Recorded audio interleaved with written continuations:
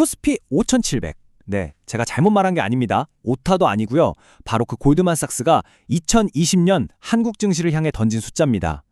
이게 그냥 희망 섞인 전망일까요? 아니면 우리가 아직 눈치채지 못한 거대한 시장의 판도 변화, 그 시작을 알리는 신호탄일까요? 오늘 이 숫자에 담긴 진짜 의미와 기회를 샅샅이 파헤쳐 보겠습니다.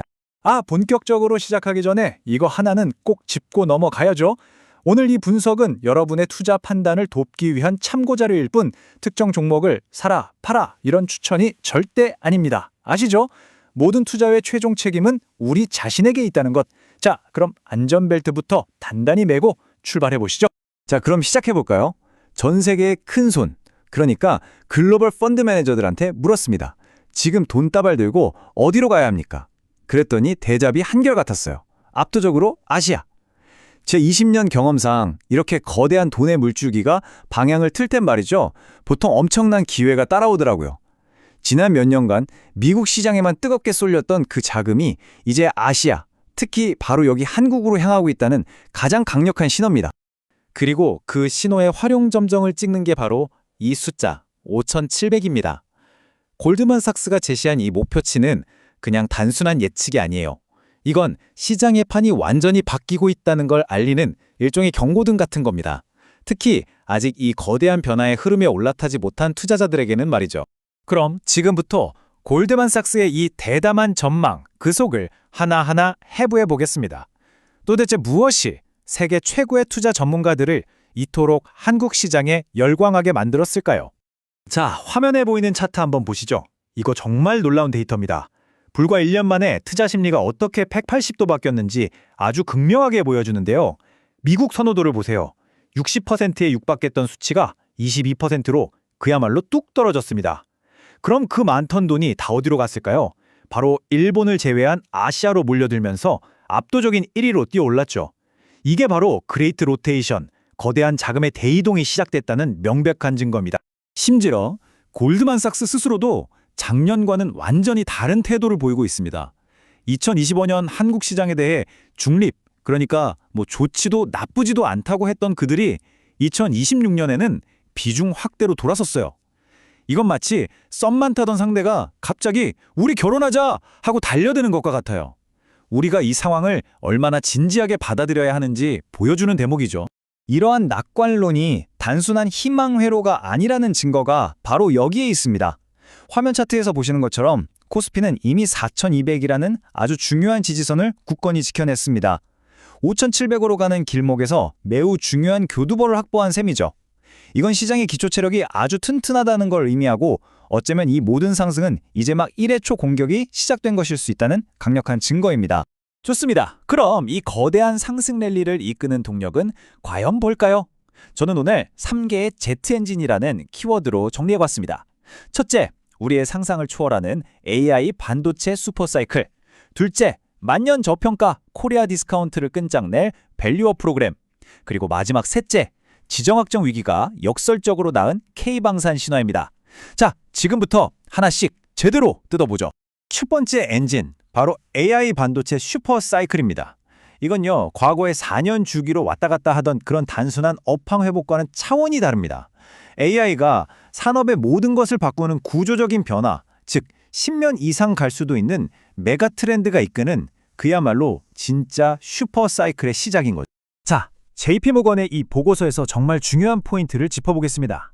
모두가 HBM 노래를 부르면서 디램에만 주목할 때 진짜 돈이 될 기회는 사실 다른 곳에 숨어 있었습니다. 바로 낸드 플래시입니다. 생각해보세요. AI 데이터 센터는 똑똑한 두뇌, 즉 HBM만 뒤로 한 게 아니라 그 모든 걸 기억할 거대한 저장 공간, 바로 낸드가 필요하거든요. JP모건은 바로 이 낸드의 황금기가 오고 있다고 말합니다. 연평균 34% 성장이라니 이건 거의 로켓 발사 수준이죠. 이 슈퍼사이클의 위력이 어느 정도인지 아직 감이 안 오신다면 이 숫자를 보시죠. 100조 원. 대신증권이 예측한 SK하이닉스 단 한 기업의 2020년 영업이익입니다. 한 나라의 예산이 아니라 한 기업의 영업이익이 100조라니 이게 바로 지금 시장에 불어닥친 어닝 서프라이즈의 규모를 증명하는 겁니다. 그리고 이 놀라운 변화는 반도체라는 한 섹터에만 머무르지 않습니다. 이 반도체가 코스피 전체를 끌어올리는 강력한 견인차 역할을 하고 있어요. 최근 분기에만 코스피의 12개월 선행 주당 순이익, 그러니까 기업들이 앞으로 1년간 벌어들일 거라 예상되는 순이익, EPS가 무려 30.4%나 급등했습니다. 시장 전체 체력이 몰라보게 강해지고 있다는 뜻이죠. 자, 이제 두 번째 엔진으로 넘어가 보겠습니다. 바로 밸류업 프로그램입니다. 만약 반도체가 한국 증시의 성장성을 보여주는 엑셀러레이터라면 이 밸류업 프로그램은 그동안 깊이 잠자고 있던 가치를 깨우는 아주 시끄러운 알람 시계와도 같습니다. 오랫동안 한국 증시는 코리아 디스카운트라는 억울한 꼬리표를 달고 살았죠. 마치 명품을 중고장터에 내놓은 것처럼 아무리 좋은 실적을 내도 제값을 받지 못하는 상황이었습니다. 짠물 배당이나 복잡한 지배구조 같은 문제들 때문이었는데요. 밸류업 프로그램은 바로 이 고질병을 수술대에 올리겠다는 선언과도 같습니다. 그럼 이 프로그램이 구체적으로 어떻게 작동하는 걸까요? 화면에 보이는 4단계로 아주 간단히 요약할 수 있습니다. 첫째, 기업이 우리 이렇게 주주가치 높일게요 하고 자율적으로 계획을 발표합니다. 둘째, 정부는 오 잘한다 하면서 세금도 깎아주고 이런저런 당근을 주죠. 셋째, 이렇게 착한 기업들만 쏙쏙 모아서 K-밸류업 지수 같은 상품을 만들어서 투자자들이 쉽게 돈을 넣을 수 있게 하고요. 최종 목표는 뭐겠어요? 당연히 배당과 자사주 매입 확대로 우리 주주들의 지갑을 두둑하게 만드는 겁니다. 여기서 진짜 중요한 핵심은요. 이게 단순한 정책이 아니라는 점입니다. 이건 한국 기업들의 체질, 그 근본적인 문화를 바꾸려는 시도예요. 예를 들어 현금만 잔뜩 쌓아두던 회사가 꾸준히 배당을 시작한다고 생각해 보세요. 그럼 단타 투자자 대신 든든한 장기 투자자들이 몰리겠죠? 이렇게 기업 문화를 바꿔서 시장 전체를 재평가받게 하려는 아주 큰 그림인 셈입니다. 이제 마지막 세 번째 엔진입니다. 참 아이러니하죠. 전 세계의 불안과 갈등이 우리에겐 거대한 기회가 되고 있습니다.